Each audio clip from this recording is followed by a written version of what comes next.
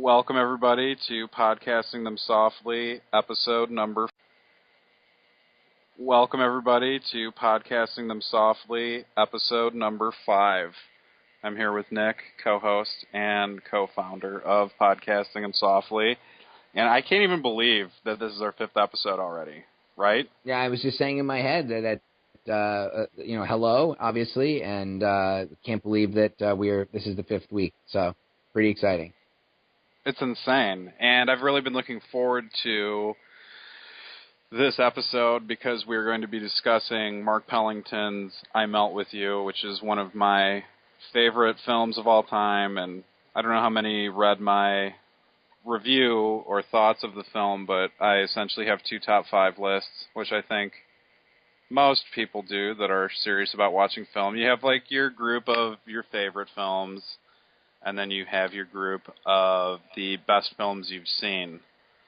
And for me, I Melt With You is in both of my top 5 lists. I absolutely love it. And we are also going to be discussing the top 5 performances of Rob Lowe and Carla Gugino, who are both featured in I Melt With You. We'll also briefly discuss the Vanity Fair, the next issue of Vanity Fair, where Annie Leibovitz photographs behind the scenes and gives us the images of the characters of the new Star Wars film, The Force Awakens, which gets me incredibly excited. I know I shared the shit out of everything I saw on Facebook, and I know Nick also saw that as well. So we will segue into The Force Awakens. What were your initial thoughts when you saw it? Just give me your initial thoughts of the Vanity Fair cover. I think that all of it so far looks, like what you'd sort of expect it to look from J.J. Abrams, and what he sort of promised people in the media about what his intentions were with the new movie.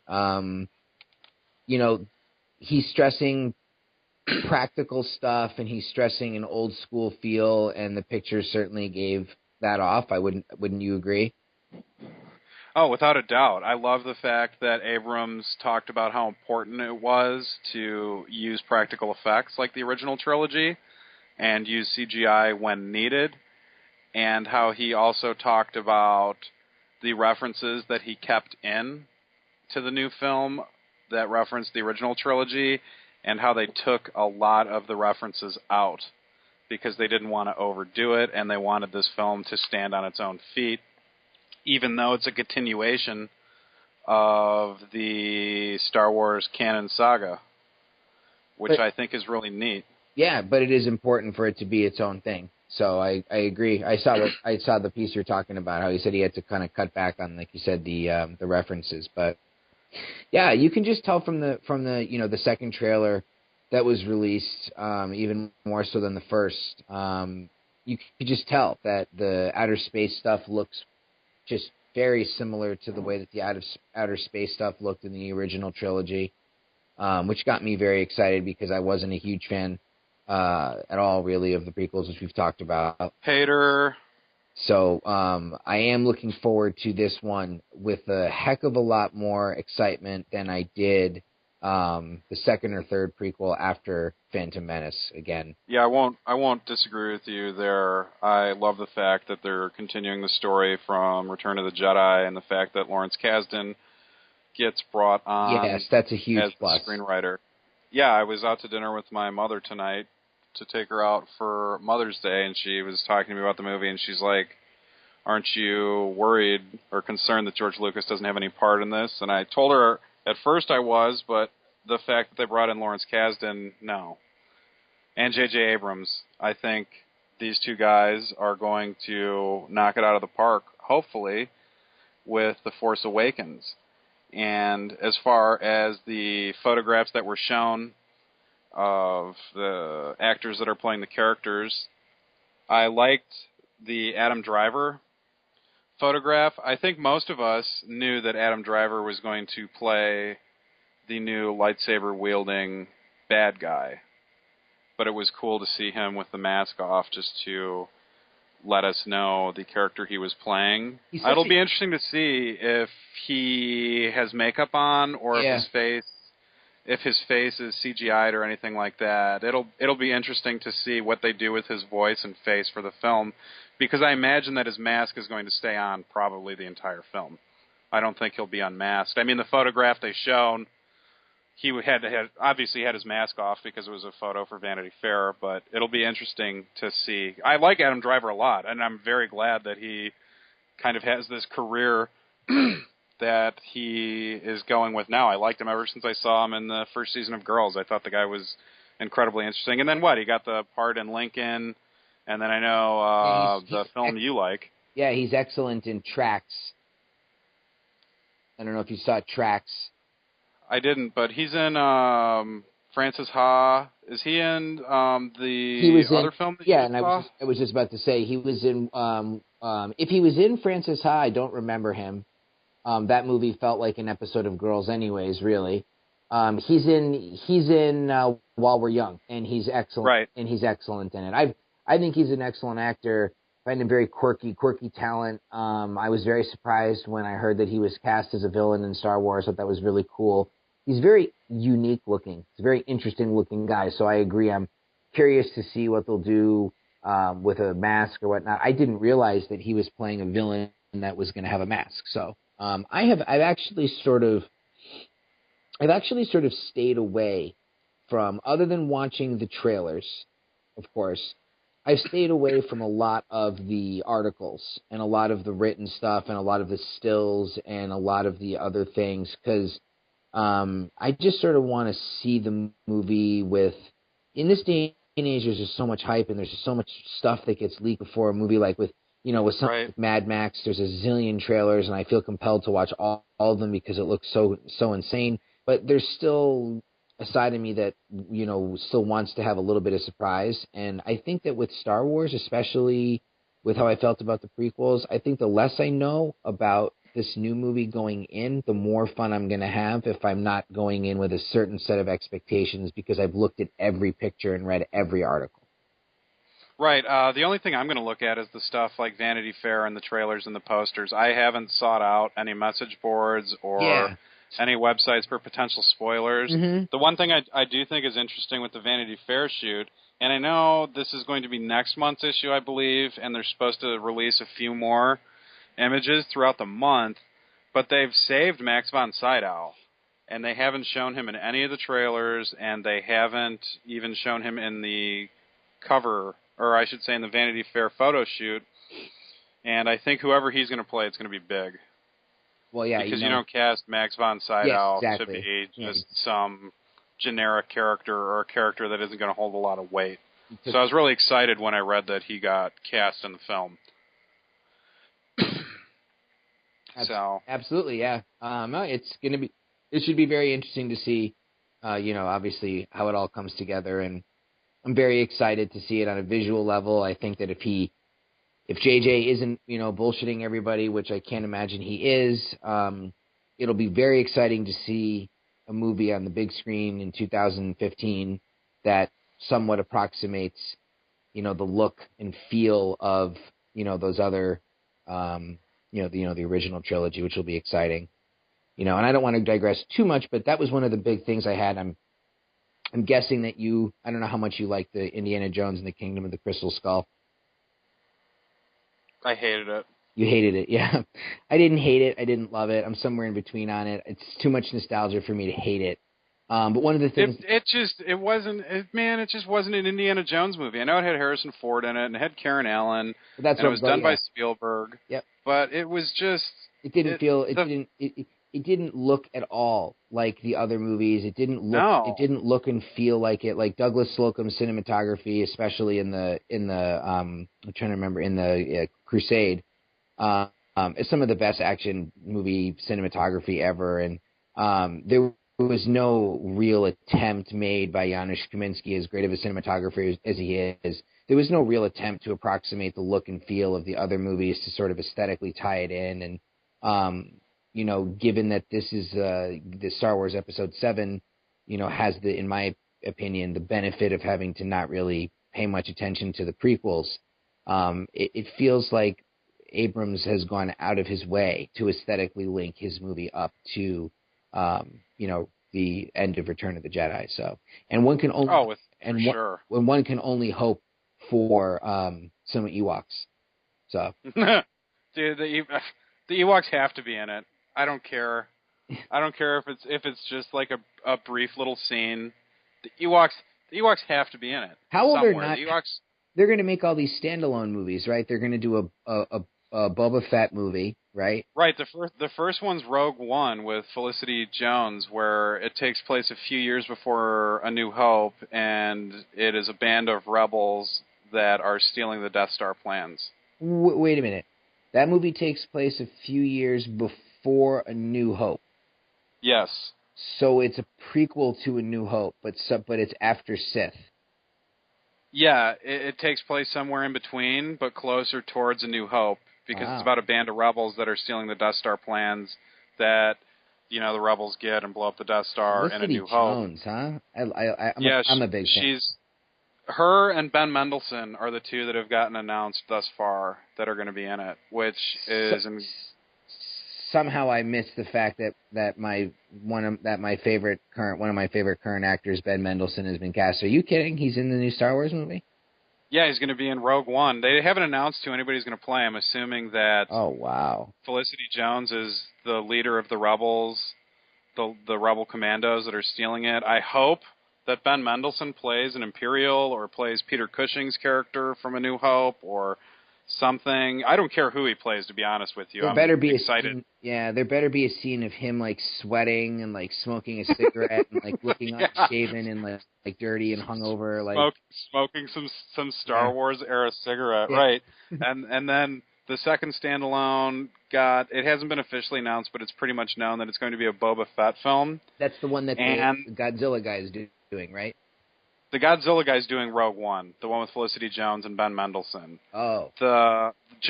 Whoever the guy that did Fantastic Four, he just dropped out of directing the Boba Fett film. But I believe that Lawrence Kasdan is writing it.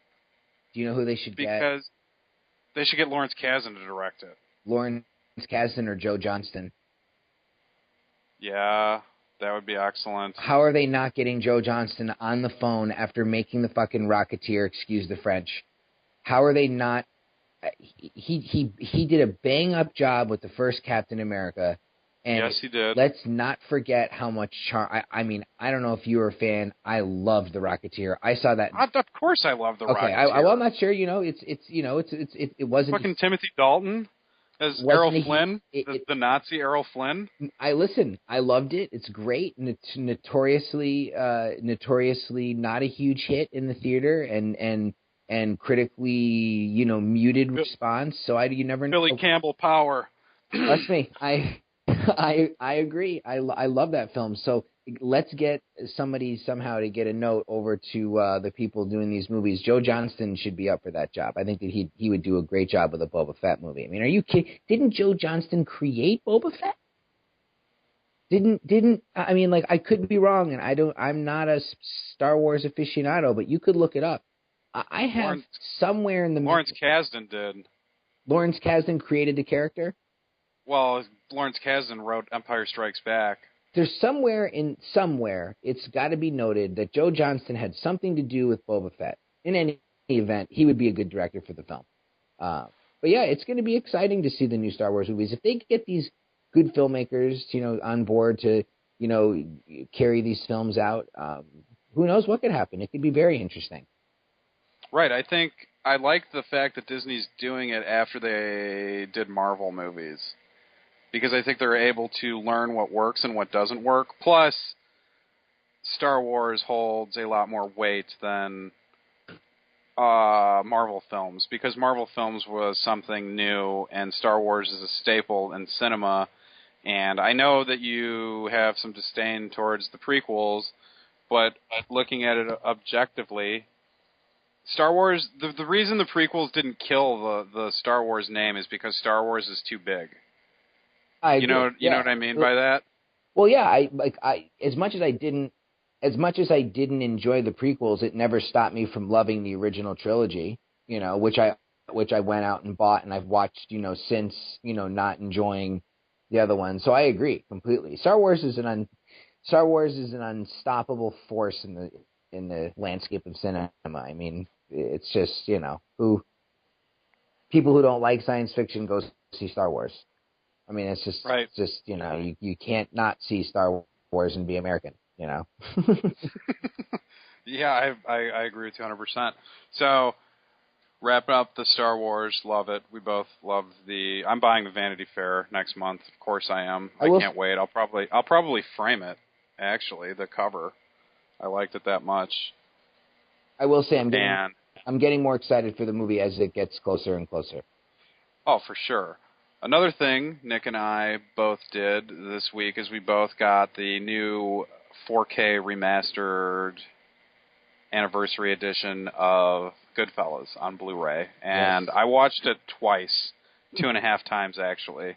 I don't know how many times you watched it. I watched about an hour of selected scenes a few nights ago, and just beautiful. I mean, it's just, it's my number one movie of all time. It has been for years. It'll likely never change. And seeing it that cleaned up, but still looking like a film. Still looking like a film, right? They didn't overly process it. It still had that great look, that early 90s, celluloid feel.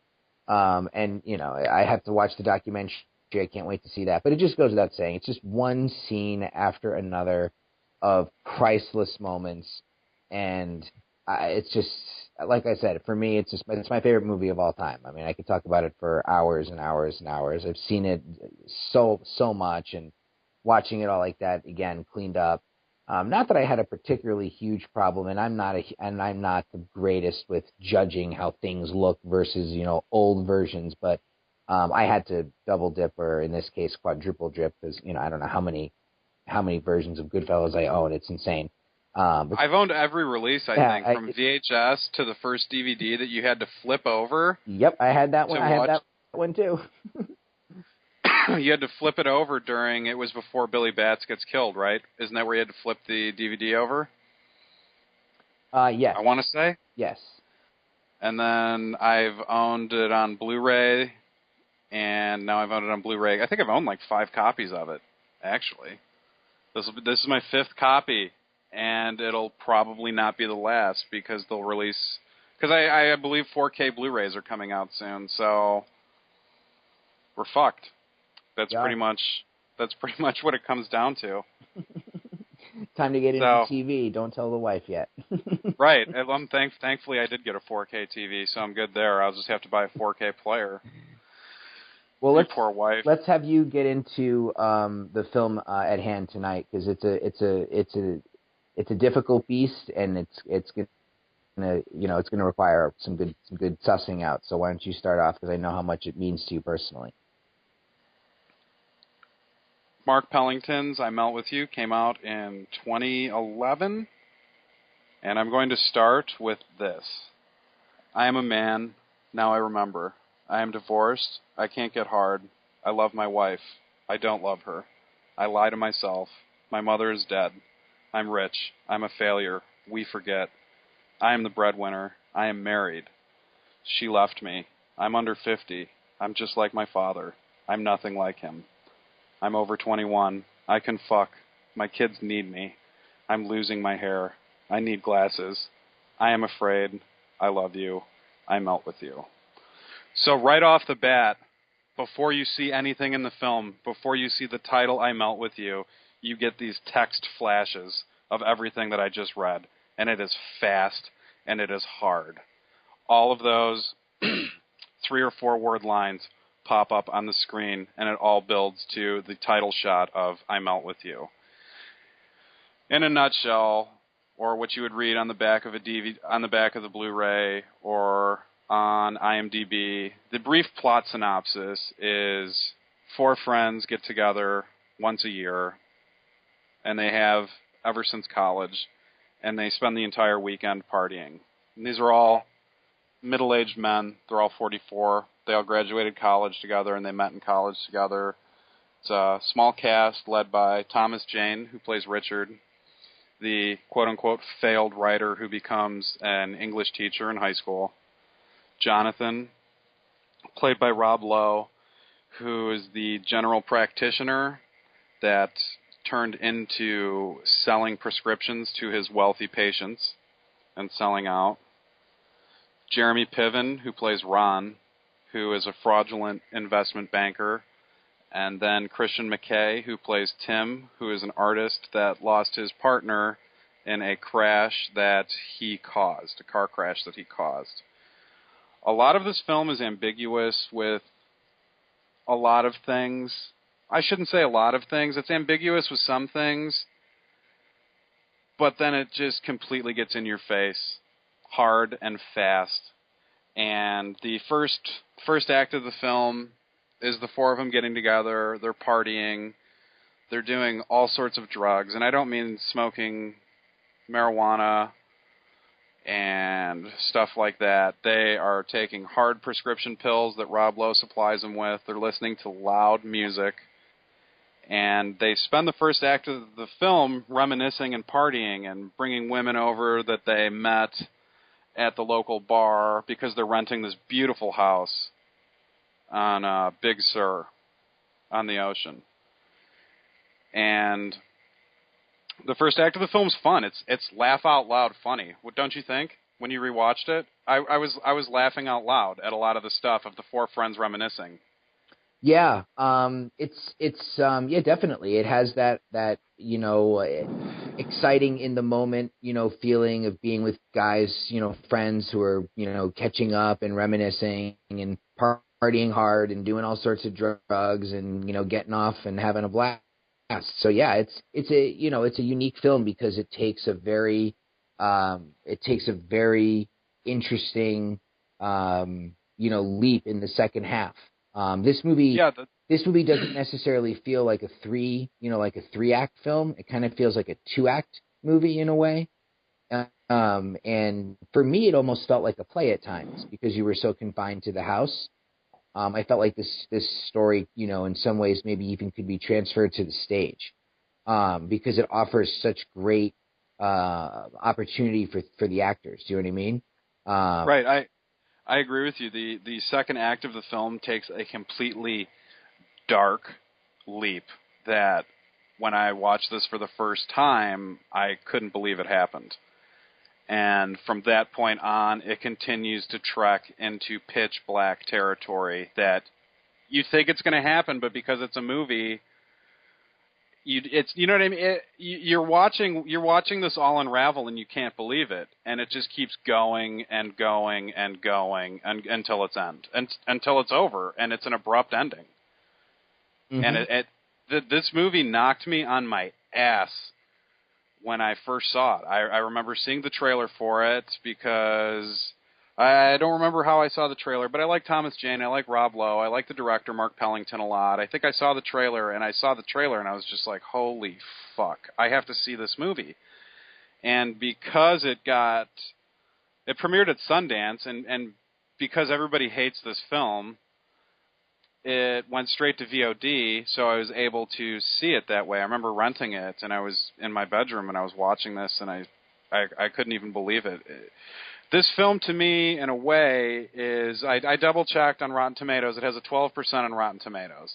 Everybody hates this movie. That's just criminal. Like, it's just... It is. I'm sorry, I don't want to interrupt, but I just want to say one thing about Rotten Tomatoes. As nice as it is as a source for finding critical notices about movies, I really can't stand how everybody, and I say everybody, the mass population, how they must look at that as some sort of barometer of what great filmmaking is. Go ahead, sorry. No, it's all good. What I was going to say is I'm Out With You is a classic example of people stockpiling on a film saying how terrible it is.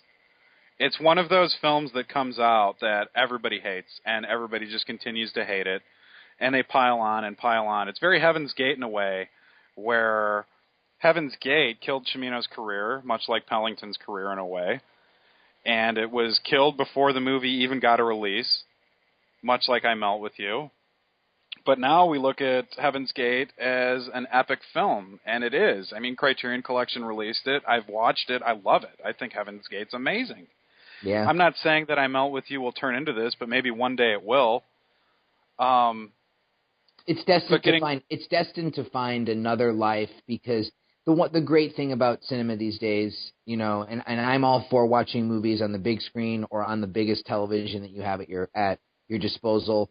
But for a lot of people, they're watching movies on computers, on laptops, on phones, on what have you these days. And just the fact that there will be plenty of people who will find this movie somehow, and it will hit them in a way. You know it will happen. It's a movie that is too. It's a movie that is too provocative to leave someone without feeling something visceral and intense. Love it or hate it. You know, it's a movie. Right. There's no in between with this film. I would love to meet the person that would watch this and be like, oh, it was okay.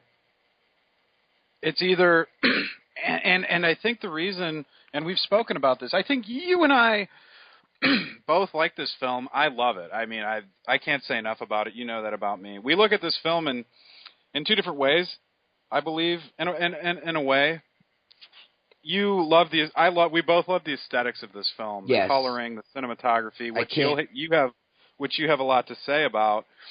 And I love that too. That goes without saying. But what's important to this film for me is you have a group of these four guys that have reached a point in their life where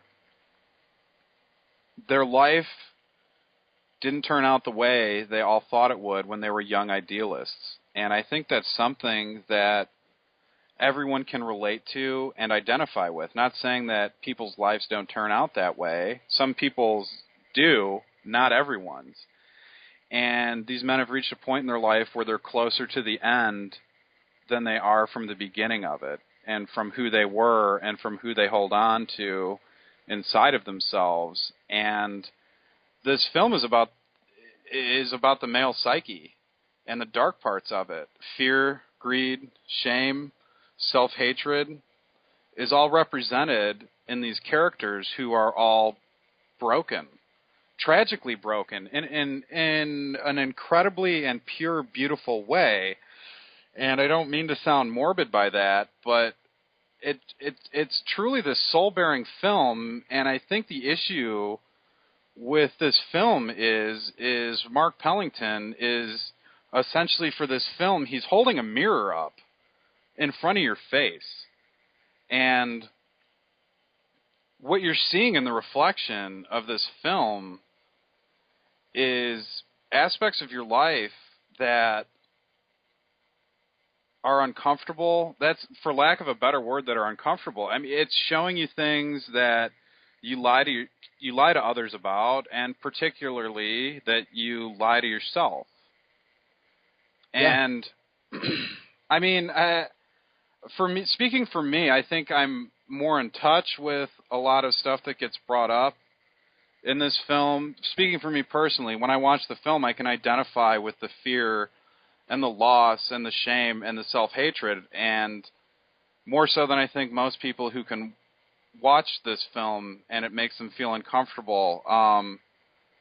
You know, it's a tough film because it's tough identifying with these. You're forced to personally get involved in this movie. And it's not, you can't watch this film passively. The passive, right? I think it's more than being forced to being engaged with it. I think you find an emotional connection with what's happening on screen, particularly with, you know, Thomas Jane, and particularly with Rob Lowe. They're the two main characters. Thomas Jane's the leader of the pack. Rob Lowe's the follower and supporter of Thomas Jane.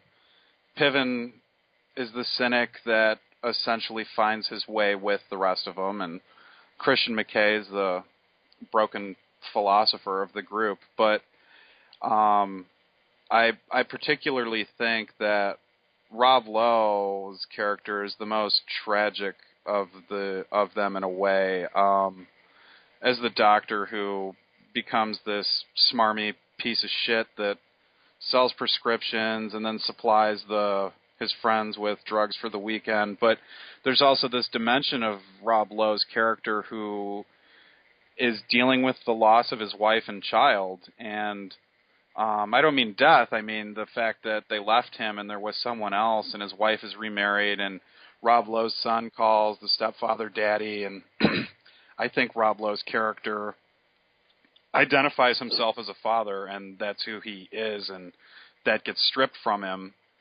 And he's also dealing with the fact that the one that he loves is no longer in love with him. And I think that's happened to most people.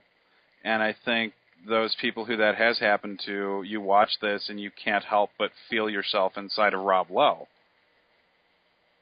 That's my take on his character. Yeah, and to that, to your point, you know, I find myself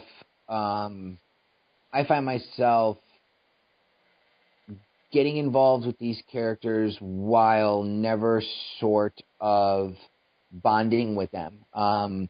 I can't say that I relate to some of the things that are discussed, but then again, there are aspects certainly of each character that I could relate to. As you said, it's a movie that will force the viewer to look at themselves through the prism of these people. And some people won't like what they see.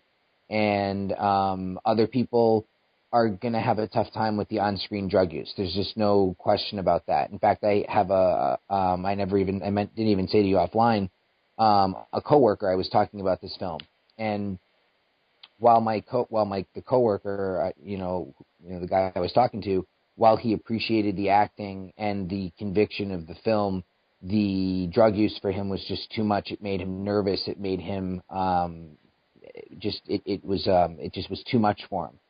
This is definitely on the level of The Wolf of Wall Street, The Fear and Loathing in Las Vegas, the rampant consumption of substances which leads to characters acting and behaving and saying things that people who are abusing drugs would, do or say. They're oftentimes in movies, guys, somebody smokes a joint or does a couple lines, and then, 2 seconds later, they're like, nothing is going on.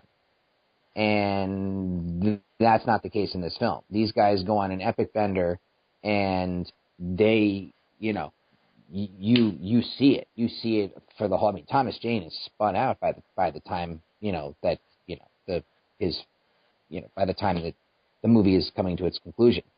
So this movie really does have a conviction in really every department, from all of the performances to Pellington's direction, which is overwhelming at times by design.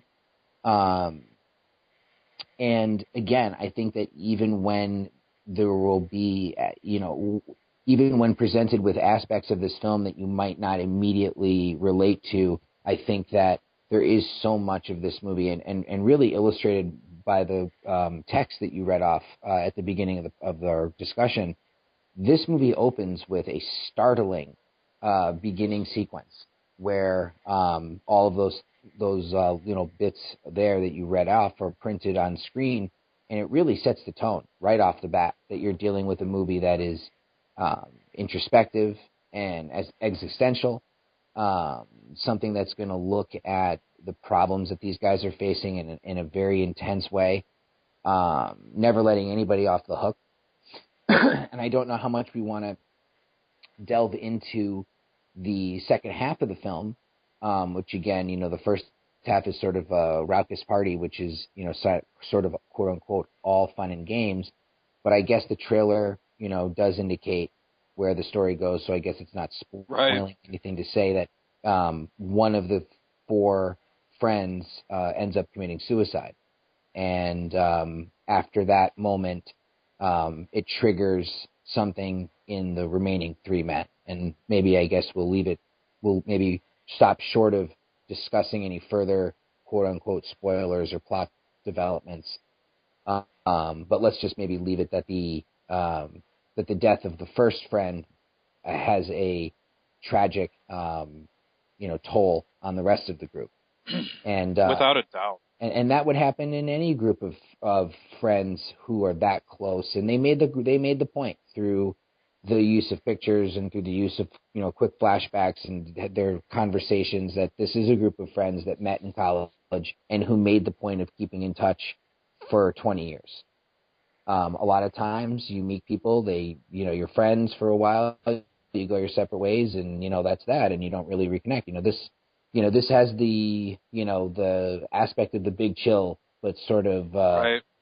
On a much darker, much more emotionally upsetting realm. Right. It's as if it's The Big Chill, but just with 4 characters that are all William Hurt's character from The Big Chill. Exactly. I mean, and to bring up your point of drug use and comparing it to The Wolf of Wall Street and Fear and Loathing, I think that's spot on, and I think what sets this film apart from particularly The Wolf of Wall Street is this does not glamorize drug use at all.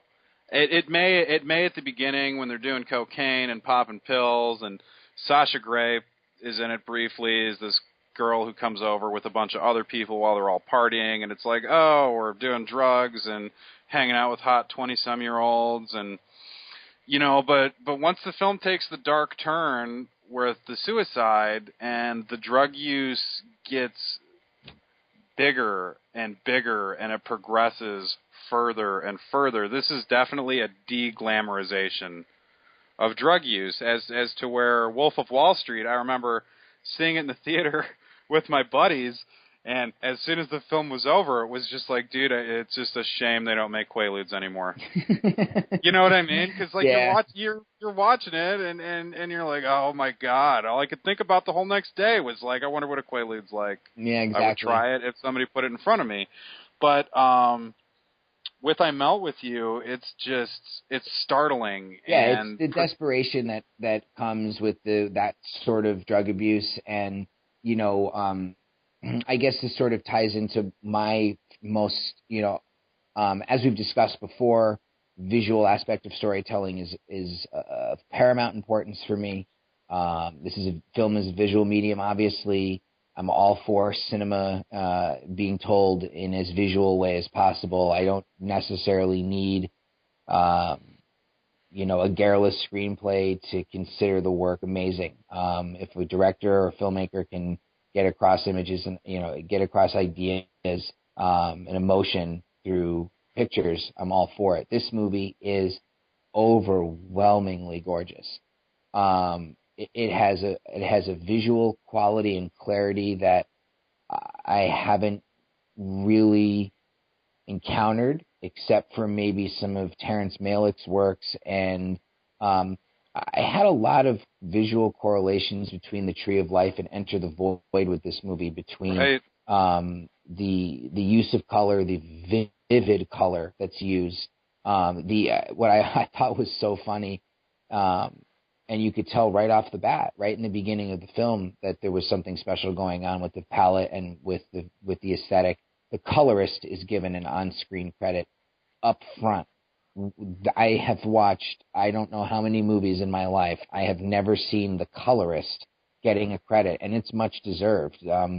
This movie, because I call it sort of a 2-act film, the visual structure is very seamless from both acts, but the presentation of the visual language sort of changes a little bit, especially when we open up outside of that house in the second act, and you get some absolutely crushingly beautiful images of Big Sur and the ocean, right? Which work to really counterbalance the loneliness and the desperation of these characters. And that was one of the things I liked so much, is that Pellington and the writer Porter, Glenn Porter is his name, I think. Yeah.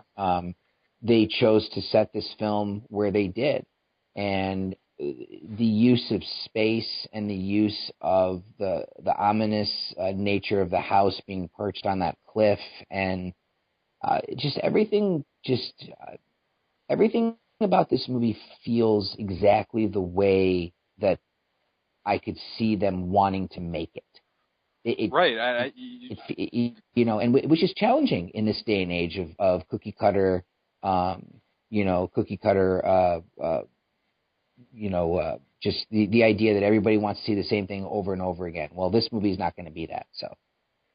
Right, you took the words right out of my mouth when you said ominous, because that's exactly what the exterior as well as the interior of the film is, with the fog and the mist, and it's almost shot as if it's this thriller horror film in a way, with isolation and desperation and the horror of what's happening to these people, and the choices that they've made in the past reflect the actions that we're seeing presently in the film. When I rewatched this probably it was a doozy of a week. I watched I'm Out With You probably 3 times, 2 times and two. I know, right? I sound like I'm suicidal. I'm not. I promise everybody is listening. But I just because I hadn't seen it in a while, and I wanted to speak about it in depth because I feel like this is a film that deserves this sort of treatment. But while watching it, and you're perfectly right about it being shot in Big Sur, and the house is on a cliff, and there's water everywhere, and there's not a lot of daylight, and mostly when we see the exterior of the house or of the setting, it's just foggy and it's misty and you can't really see. And it reminds me of a Charles Bukowski quote where he was asked what love is, and he said, "Love is the fog that burns with the first daylight of reality." And putting the context of that quote into this film, aside from this being about the dark parts of the male psyche, to me, when I watch it, this film boils down to the purest form of love that I've seen on film, and how much these 4 people love each other. And it's a love that's unbinding. And, if the fog is a physical manifestation of their love for each other, this fog never burns. The only time we see daylight, really, is in the first act when they all go, surfing or skinny dipping together in the ocean, and they're having a good time before the partying actually ensues. And I mean, these guys, the love is overwhelming from the 4 of them, and then in the second half, the 3 of them, and it's so powerful.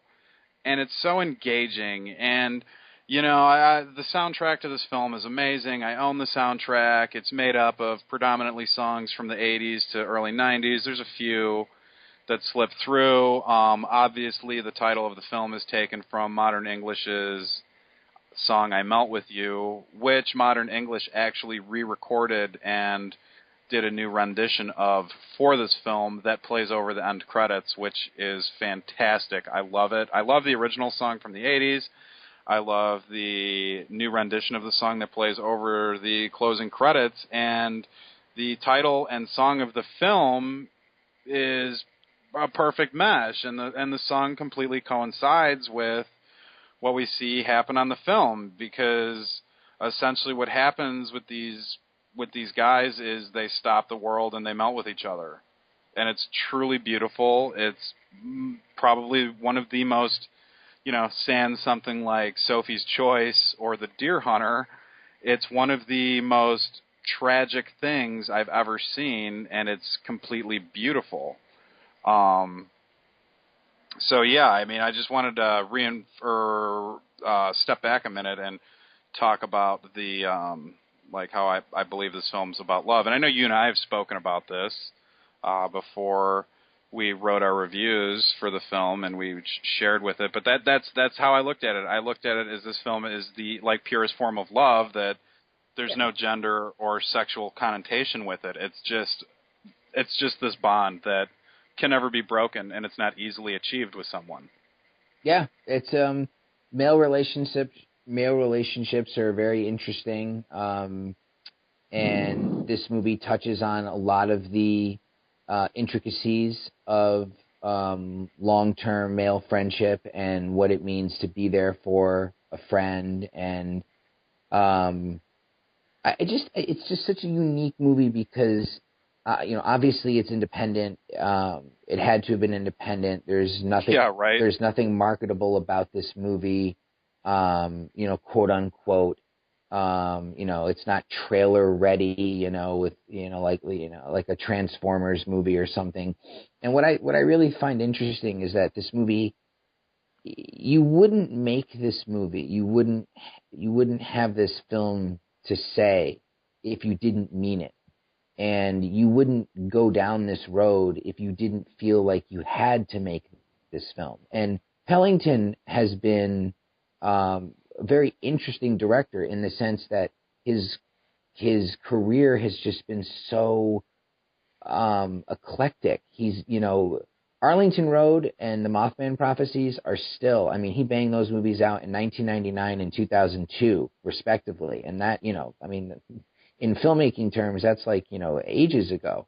And here's a guy who made two great thrillers on the studio level, with more personality than your average studio thriller. I know you've seen Arlington Road. You've seen The Mothman Prophecies. Right. Yeah. I've seen them both. Yeah. Yeah, and I think they're both terrific. Arlington Road is one of my favorite. I mean, I think it's a modern parallax view. I think it's a masterpiece, personally. The Mothman Prophecies is still one of the creepiest, scary movies that's been made in forever. But then after he has, critical and some box office success with those films, to more of a degree with the Mothman Prophecies on the box office side, it takes him, I think, 6 years to do another feature. In between, there's TV work, there's a concert film for U2, there's some documentaries. And I know, unfortunately and rather sadly, he did experience the loss of his wife, which I would only have to sort of assume was, some of that. Again, I can only assume I don't know the man, but when something happens like that to you, it must take something out of you, and it must mean something to you personally. And I can't help but feel that an event like that probably informed certain aspects of the story being told. And I know that Glenn, was a Porter. He was the credited writer. Wouldn't be shocked to find out that Pellington had a lot of input, on the story and some of the themes, because right. it just feels like a film that you would only make if you absolutely had to make it. Exactly. This is a film that he made for himself, which I love, and for me, those are always the best movies for me, the most important ones. And getting back to the Rotten Tomatoes thing, it's miserable, the idea that that you could be passing along somehow through Rotten Tomatoes and maybe come across I Melt With You and see 12%, and then most people are just going to be like, oh, fuck this, like, it's not a good movie. And it's just, some of my absolute favorite movies get killed and get terrible Rotten Tomato scores, and it's a shame. Yeah, it's just the movie got completely sandbagged because there's never been a movie like this. And as you said, this is a completely personal film. Our buddy Paul Rollins made a very astute comment. He likened it to Fight Club meets John Cassavetes.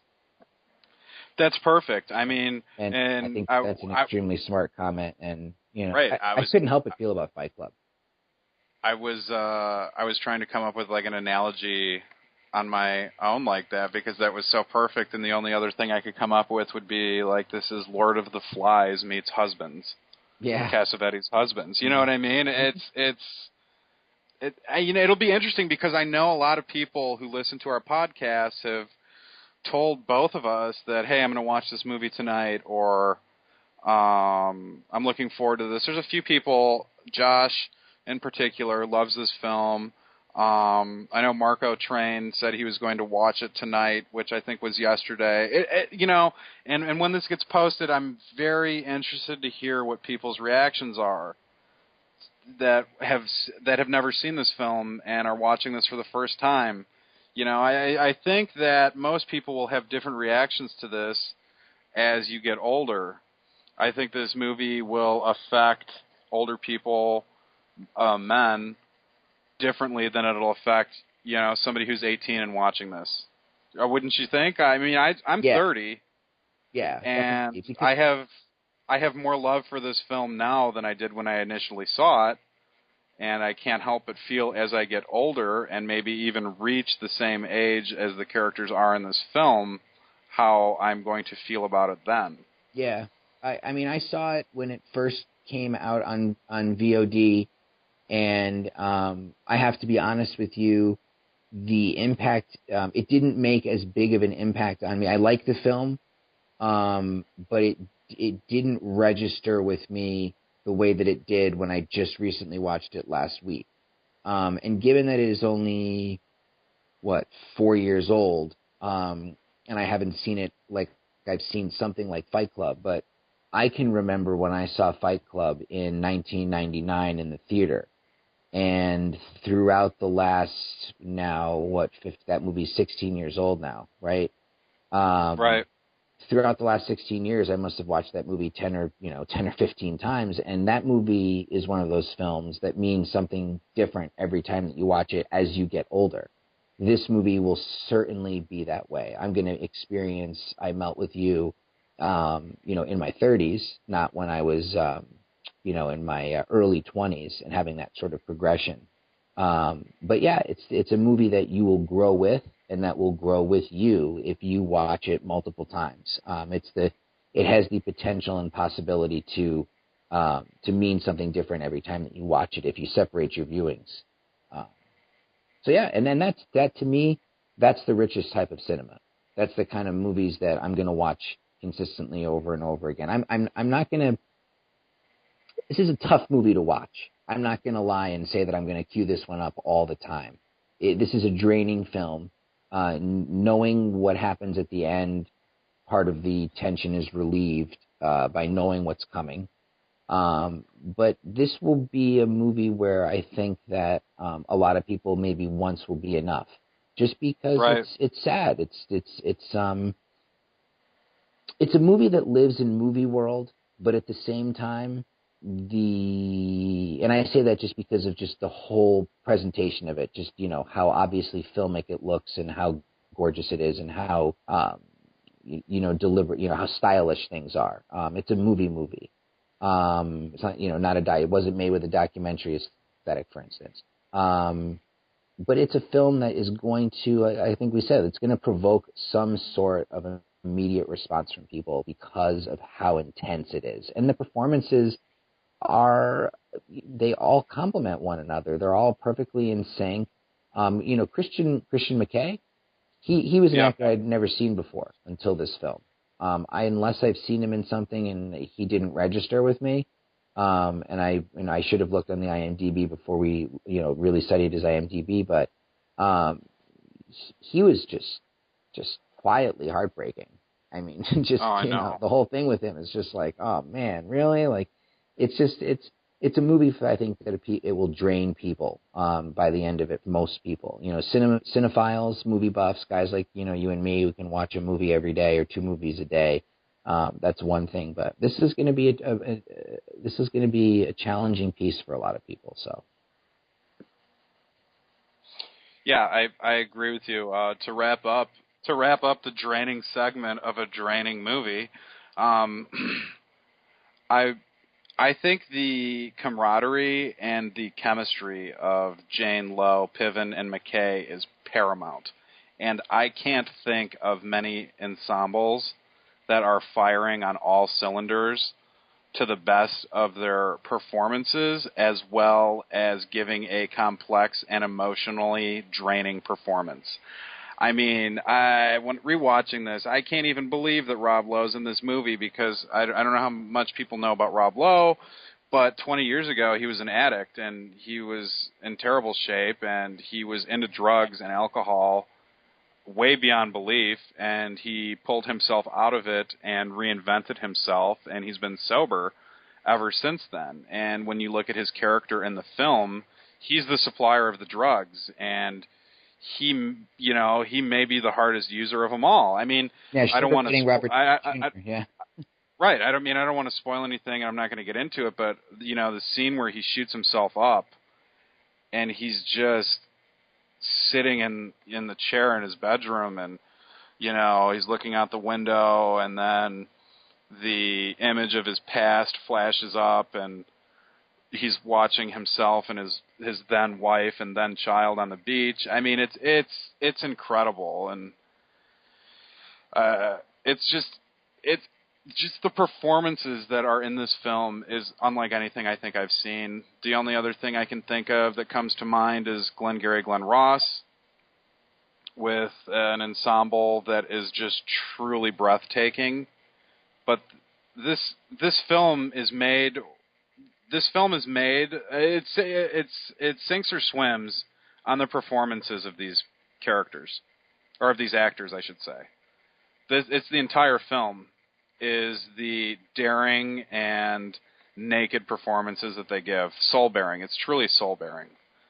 These four actors are just unbelievable. I still can't see Piven as anything but Ari Gold, and I think that works, funnily enough, in this movie, because while he's not playing an agent, he's definitely playing someone who's very successful, very, quote unquote, sure of himself until you find out what his secret is, which I won't say. Right. But it does feel like at times like you were sort of watching Ari Gold get his comeuppance. And right. Perfect. I thought that was kind of a sly casting decision on the part of Pellington and, his producers and everybody working with him, on who made that decision that, we would bring the Ari Gold baggage in with us, whenever we see a fast talking Piven snorting cocaine and, being a party animal and stuff. So, it like you said, the cast was this movie, like you said, sank or swim on the performances of all four and the camaraderie and the chemistry. And, I don't think that anybody could say that this movie doesn't have those things in in a heaping supply. So yeah, it's a challenging film.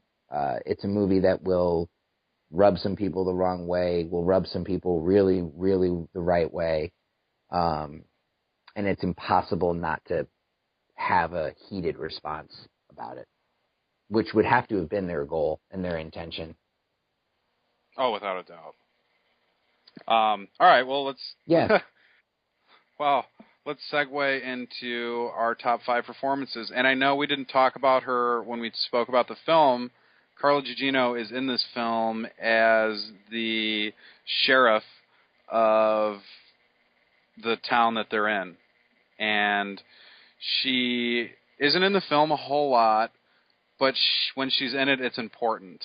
And most of her screen time is spent with Thomas Jane. And I know we spoke about her character, and I think it's important to have her character in the film because she's the only female that's in the film, and she's a strong female, a good female, not like the ones that are being referred to by the main characters, but also I think that she observes the characters and sees through them as to what they really are. I think it's a way of Pellington saying how perceptive women are and how they can see through the facade that men put up, and they can see who they really are. So I just wanted to get that out of the way because she's one of our top 5s of the week, and we didn't speak about her at all when we spoke about the film. So yeah, she's in the film. She's excellent in it. So yeah. You want to lead off with your top 5 for her? Yeah. I'll do my Gugino top 5. My number 5 is Sucker Punch. Loved her in Sucker Punch. She's a Zack Snyder girl. She's in she's a voice acts in Man of Steel. She was in Watchmen, in Sucker Punch. She's wickedly good, and she is, aside from Scott Glenn, the only sympathetic character in the film Sucker Punch, which I absolutely love, which is another film that I know most people don't like, and I know you like it. Yeah, I like it a lot. I think it's really cool. The more I see it, too, and the more I think about it, the more I like it. Okay. And my number 4 is the first thing I ever saw her in, Sin City. She is... What? She was naked in Elijah Wood's dungeon with her hand taken off, and she was completely naked. And She was Mickey Rourke's parole officer, right? That's who she was? Yeah, it's a massive I don't give a shit performance. Right. I mean, she's naked and she just doesn't give a fuck. It's awesome. Love her in Sin City. That's the first thing I saw her in. She's great. My number 3 is she was in season 4 of Californication, and she plays the lawyer Abby Rhodes. And I love the name because, of course, if Carla Gugino is going to be in Californication as David Duchovny's hot lawyer who's defending him on statutory rape charges, her name is going to be Abby Rhodes. I mean, she's awesome in it. I love her character arc in it. She's fun. She's a good love interest for Duchovny's Hank Moody. I love her in it. It's one of my favorite things. She's one of my favorite characters in the show, I'll say. My number 2 is I Melt With You. She's brilliant in the film.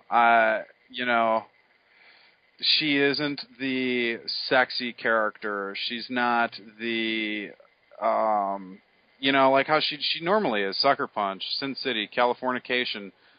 Mostly everything she's been in, her character oozes sex appeal. And that's what her character is sex appeal, with her nudity and almost everything she's been in. And I Melt With You, she's stripped down. She doesn't really have makeup on. She is just the good woman, the good cop, the good character that tries to prevent the outcome of the film. Yet she sympathizes with what's happening. It's a complex role, and I think it's made more complex than it was originally envisioned. And then my number 1 for Gugino is Watchmen. Silk Spectre. I mean, what am I going to say? That character is fantastic, along with the rest of the film. And that was the first film I saw her in that truly made me love her as an actress. I think she's fantastic. So that's my top 5. Lay it on me. All right. My number 5 is her performance on Californication. She was a perfect match for Duchovny, and she had a lot of fun. And just obviously is just a super sexy lady. She's just very photogenic. You're never going to go wrong. Number 4 was her arc on Entourage. She was awesome there. Again, very sexy, playing Vinny Chase's agent for a spell. Did you watch Entourage? I saw the first 4 seasons, but I need to finish it because I know the movie's coming out this year. But I mean, I loved it. I was obsessed. I loved the show. I loved it. It was so outrageous. I couldn't believe what was happening. But it's just the classic case of I was binge watching it, and then something else came along that derailed me. But I need to finish it. I loved it. Yeah, big fan of that show overall, and she was great on it. My number 3 is in Brian De Palma's Snake Eyes. She has a pretty integral part in that film, and that was the first time that I had ever seen her. That was 1997 or 98. Right. Snake Eyes is awesome. Yeah, love Snake Eyes. Always have, always will, even with the compromised ending. Number 2, Watchmen. Just playing I loved Watchmen. It was a fantastic deconstruction of the superhero world and the notion of the real world superhero, and I thought she was great. She was battered and bruised and broken down and vulnerable and intense and sexy, and just big fan of her in that film and that movie in general. Maybe one day we'll do a Watchmen podcast, because I know that's a divisive, I would love a divisively received film, and I was a huge fan. And my number 1, without a doubt, would be the film that she made in 2009. It came out. It's called Women in Trouble. And I'm not sure if you've ever seen this movie. I have not. You have not? Okay. Big recommendation here. It plays like a light version of a Pedro Almodovar movie. This is a movie where she plays a porn star. This is directed by, I believe, her husband. I could be wrong, but I want to say that it's her husband, Sebastian Gutierrez. Carla Gugino, Adrian Palicki, Marley Shelton, Connie Britton, Emmanuel Shariki, another girl from Entourage, This is a movie that was shot in 10 or 12 days or something like that. It's one of those movies that takes place in LA, 5 or 6 women are, their characters are intertwined over a 24-hour period. And she plays a porn star who finds out that she's pregnant. And when she's headed to the doctor, she gets stuck in an elevator with Connie Britton from Friday Night Lights, who I love. And you just kind of have to see it. It's Joseph Gordon-Levitt has a very small, funny part in it. It's a wild comedy. It's very sexy. There is just a bevy of beautiful women in their bra and underwear. I'm sold. Have you have you ever heard of it? Have you ever heard of this movie? Yeah, I have. Did her character get a spin-off film or a short film? Yep, they made another film. Like, her name in the movie is Electra Lux. Yeah, right. And I gather that there was a sequel made called Electra Lux, which I have not seen. Looks like I'm actually looking it up right now. Carla Gugino, Joseph Gordon-Levitt, Timothy Olyphant, Julianne Moore, and Justin Kirk. That's a nice cast. So, and then there's a third movie. Yeah, there's a third film that is in the planning stages. The second one is Electra Lux. The third one is apparently being called Women in Ecstasy. Nice. And here's a film, 29% at Rotten Tomatoes. I'm not going to go out and say that Women in Trouble is the greatest movie I've ever seen, but it doesn't deserve to have a 29% at Rotten Tomatoes. And it's yet another indication of just people either having an agenda, not getting what it is that they're watching, and then just pooping all over something that is actually fun and has some merit. So my number one, Women in Trouble, seek it out if you've never seen it. It's excellent. Yeah, I'm going to watch both of them now. That'll be something for me to do next week. Yep. All right. Getting into our top 5, Rob Lowe. I've always loved Rob Lowe. I think he's a fantastic comedic actor. I've loved him in everything I've seen him in. I love Rob Lowe. My number 5 for Rob Lowe is Tommy Boy. His uncredited turn as the shitty stepbrother to Chris Farley. He's just great in that. He's over the top diabolical, and I think he's hilarious. My number 4 is the sequel to Austin Powers, where he plays the younger version of Robert Wagner. I think he's unbelievable. And I never get tired of the young number 2 in the sequel to Austin Powers. I think he's hilarious. My number 3 is his character in the first 5 seasons of The West Wing, Sam Seaborn, who is the head speechwriter for the president of the show, Martin Sheen. He's the young idealist.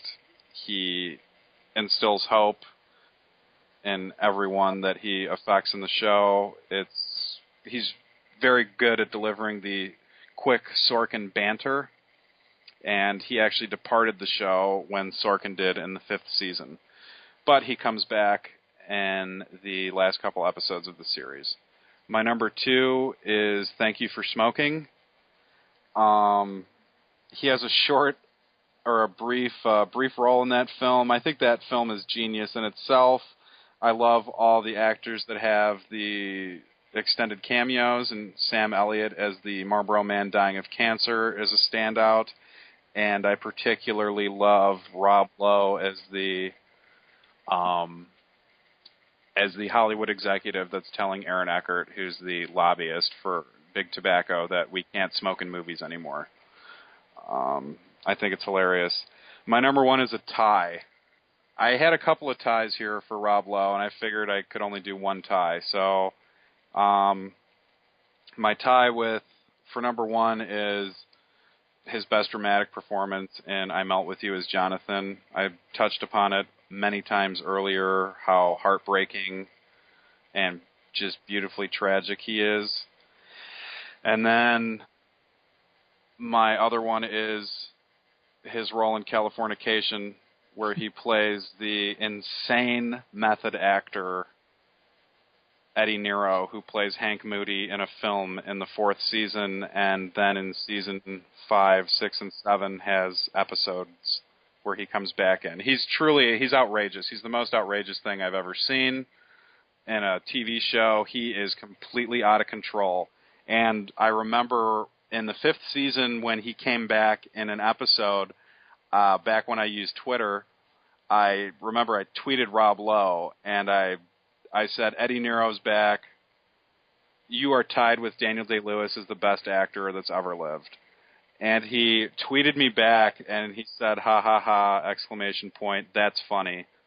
And that was a highlight of my life because I got a tweet back from Rob Lowe. I'm just throwing that out there. I've had Twitter exchanges with people, but that's one of the best I've ever had. The fact that Rob Lowe read my tweet and tweeted me back made my life. So I like the connection of Gugino and Lowe in Californication. They have an episode together that I think is the episode before the finale of season 4. Californication, as you know, and some people who listen to this show, is my favorite television show of all time, and I often compare my life as a shitty, watered-down broadcast version of Californication. So I just wanted to throw that out there. The NBC version. Yeah, no, my life's like the CBS version of Californication. It's not even the NBC version because NBC has good shows. I'm the ABC or CBS version of Californication. But anyway, please let me hear your top 5, Rob Lowe. My number 5 is Thank You for Smoking. His part there was absolutely hysterical. Adam Brody playing his put-upon assistant, also hysterical in tandem with him. But yeah, just the whole thing, you can't smoke in movies, just kills it. You know, just he's one of those guys who just has the ability to come in and just nail something very quickly. Number 4, because I watched it when I was younger a lot, because I was a hockey player, Youngblood. Not the greatest movie. Maybe not his greatest performance, but when I was a kid, it was the only hockey movie that was around, except for Slapshot. And Youngblood was a movie that I used to watch with my hockey players, all my, when I was in the Pee-wees and, high school and all that kind of stuff. Youngblood made a big impression on me because I loved hockey. Number 3 is his work in Californication. Absolutely over the top, hysterical, just completely just hypersexualized and totally vulgar and completely it's the most outrageous thing I've ever seen. And awkward and crazy. Number 2 is going to be I'm Out With You. Definitely going to some dramatic places that I never really thought that he was capable of doing.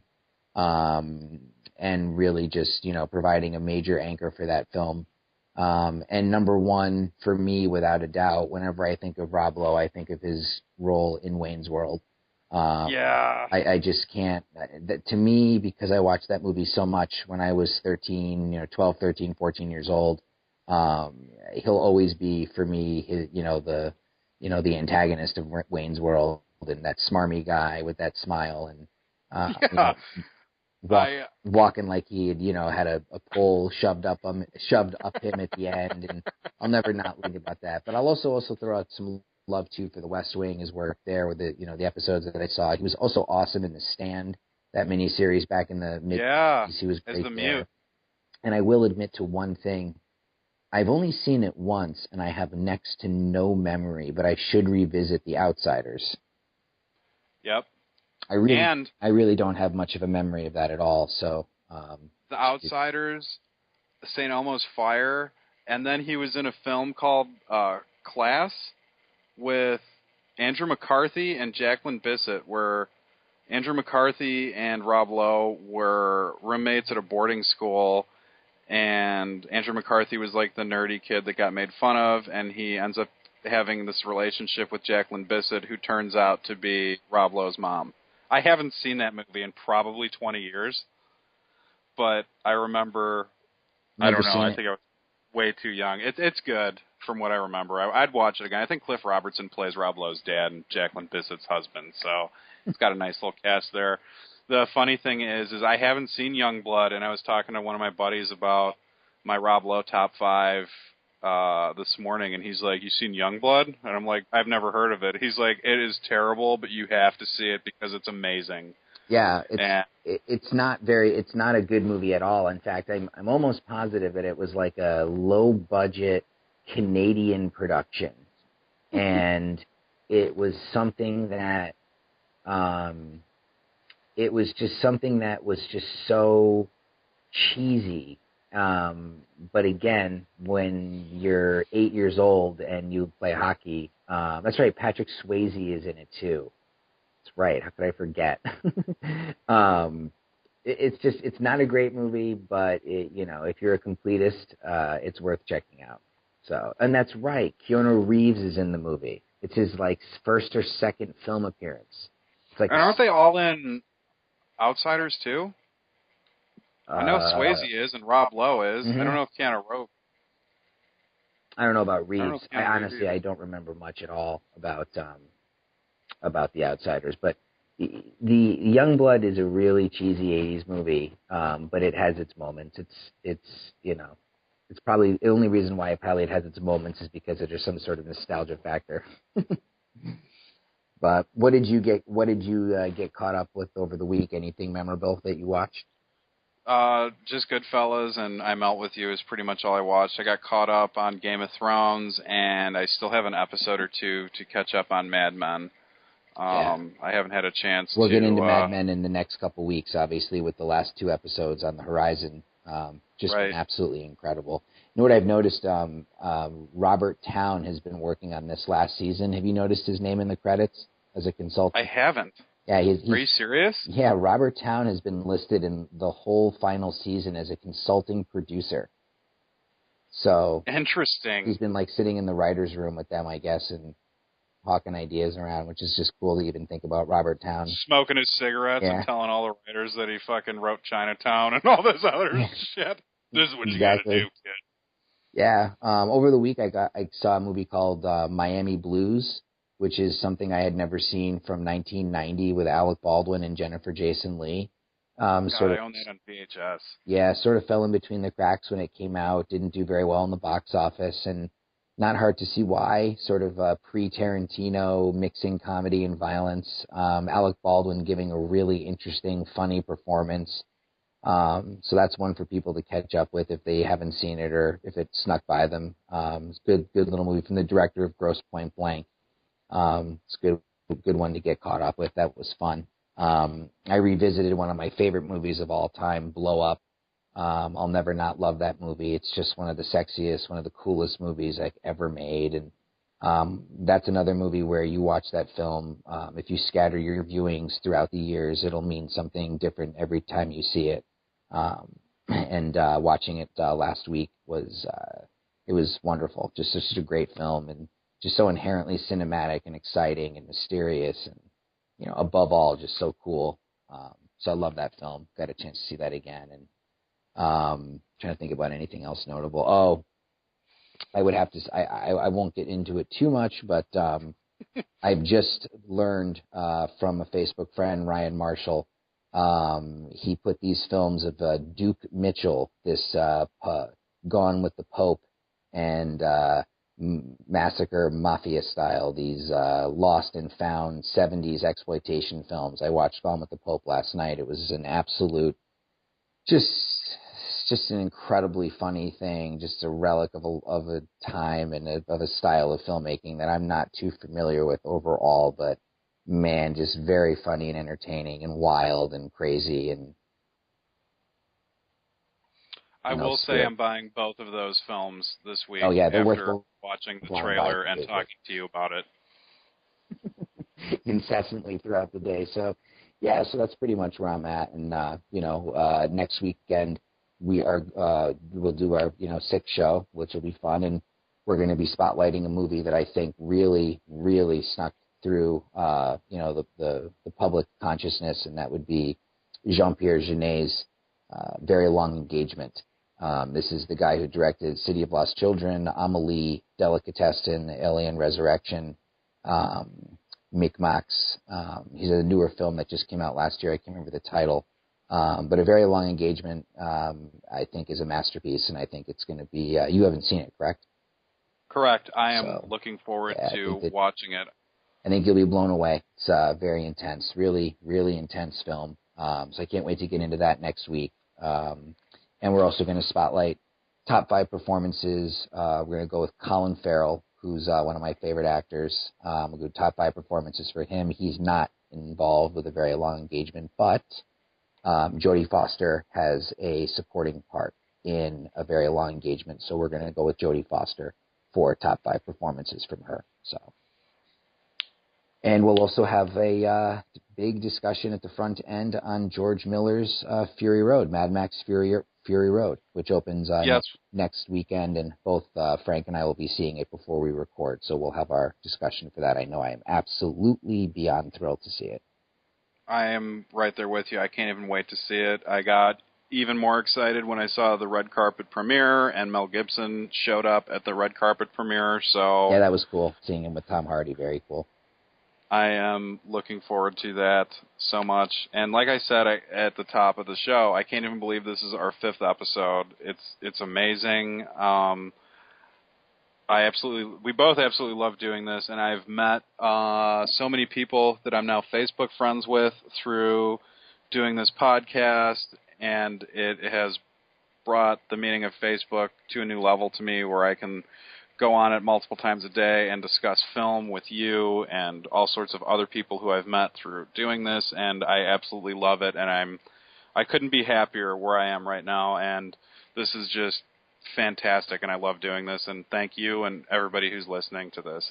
It's truly great. Yeah, the sentiment is the same, man. It's been a lot of fun, a lot of great people talking to online and getting a chance to find out about a lot of movies that I never, ever, ever, ever would have thought about or known about or given any credence to. So it's been a lot of fun, and thank you everybody for listening, and hope you guys enjoyed this episode as much as we enjoyed doing it, and we'll look forward to more.